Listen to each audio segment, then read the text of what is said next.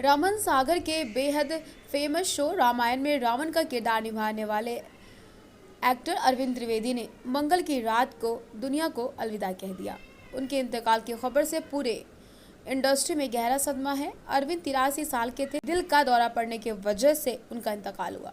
मुंबई में आखिरी रसूमात को अदा किया जाएगा। उनके इंतकाल की खबर मिलने पर उनके साथी एक्टर्स ने सोशल मीडिया पर अपना गम जाहिर किया। लक्ष्मण का किरदार निभाने वाले एक्टर सुनील लहरी ने लिखा, बहुत गमज़दा खबर है, हमारे प्यारे अरविंद भाई अब हम सबके बीच नहीं।